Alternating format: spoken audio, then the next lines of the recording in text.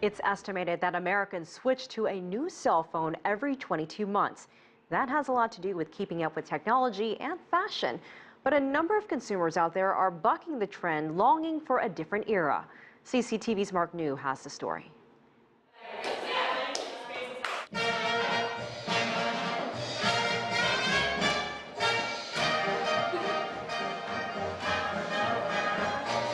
(1930s-style chorus line dance from the Sweet 16 dance troupe). Hannah Yendler's taste for all things vintage doesn't end with dance. She's happy not having a Wi-Fi data plan and using her beloved Samsung Evergreen that hit the market 4 years ago, making it ancient. My friends all make fun of me for having a dumb phone. One of my guy friends, I wrote down something on my hand to remember it for later. He looked at my hand and he took out his smartphone and he pulled up his calendar and he's like, look, I can enter in what my appointments are. You should get one of these. And I'm like, nah.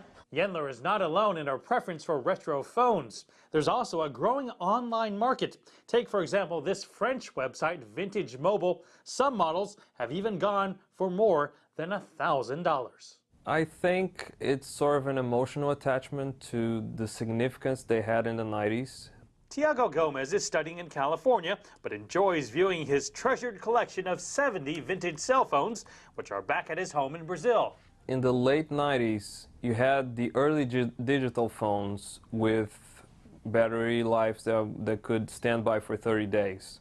But as people wanted more features in the phones, camera, data connection, touchscreen, the phones couldn't cope with all that and keep the same battery performance. His favorite is the Nokia 8800 Scirocco Gold Edition, which does sport a once impressive 2-megapixel camera.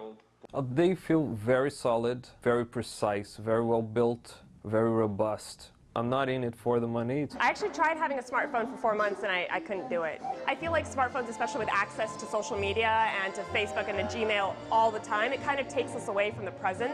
And so I don't know if it's necessarily because I'm an old soul a little bit, but I just really like living in the present.